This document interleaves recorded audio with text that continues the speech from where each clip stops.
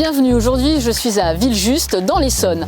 À quel âge les recrute-t-on? Comment sont-ils formés et combien de temps dure leur formation? Je veux bien évidemment parler des chiens de l'équipe cynotechnique des sapeurs-pompiers des Yvelines. Et pour en savoir plus, je vais tout de suite à la rencontre de Clément.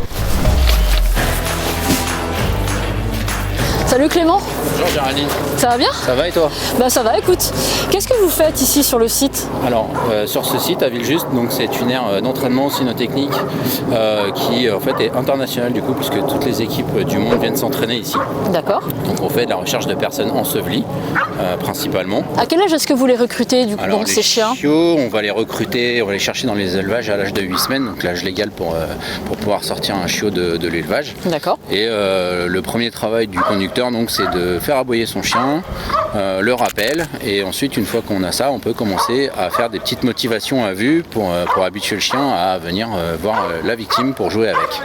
D'accord. Du coup, combien dure leur formation? Alors la formation du chien à proprement parler commence donc à l'âge de 2 mois et se termine jamais.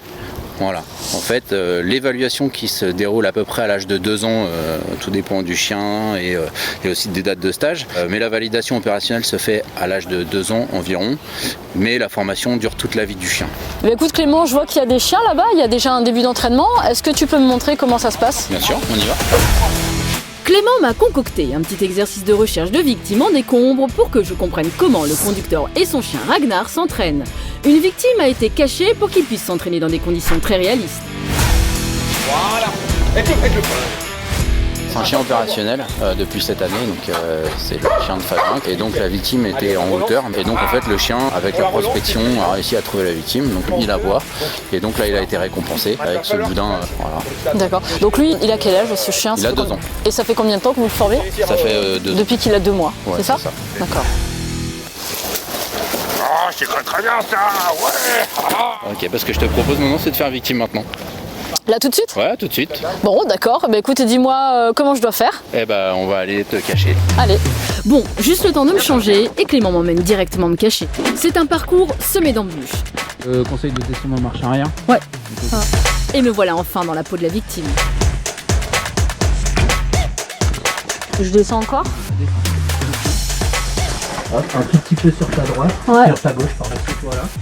Ça marche. Donc là, je suis descendue dans une buse, donc en attente du chien qui va me retrouver. Donc nous allons être dans le noir.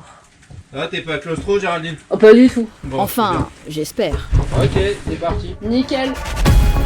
Cette spécialité compte aujourd'hui 9 conducteurs, dont 3 ont été recrutés récemment et sont en cours d'apprentissage. Aujourd'hui, la spécialité possède 10 chiens. Ils s'entraînent à différentes méthodes, la recherche de personnes ensevelies et la recherche de personnes égarées par la méthode de la Kest. Et plus récemment, à la détection de la Covid-19.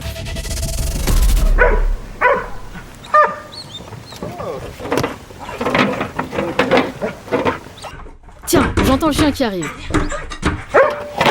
Allez. Bravo Laïko, tu m'as retrouvé. T'as bien mérité ton jouet. Donc ça y est, le chien m'a retrouvé.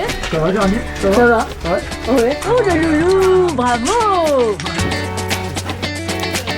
Comment il s'appelle? Laïko. Laïko. Laïko. Laïko. Laïko. Merci. Oh le loulou. Voilà. Bien ça, bravo. Oh le loulou. C'est bien gros. Allez.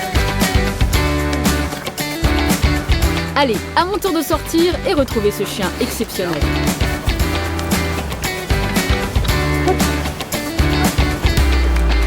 Ok. Ouais, écoute, super. Nickel. Voilà, c'est un entraînement, mais c'est super sympa de voir le chien comme ça, dans ce milieu évoluer, travailler.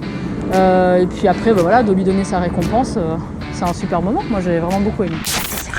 C'est bien. Oui. Bravo Laïko. Bravo. C'est bien. Et voilà, ce Au cœur de l'action dédié aux équipes cynotechniques est maintenant terminé. Je voulais remercier Clément et Erwan qui m'ont fait partager cette expérience et qui m'ont permis de vivre quelques moments privilégiés avec leurs chiens. J'espère que ce reportage vous aura permis de connaître mieux le travail des conducteurs. Quant à moi, je vous retrouve très bientôt pour un prochain Au cœur de l'action.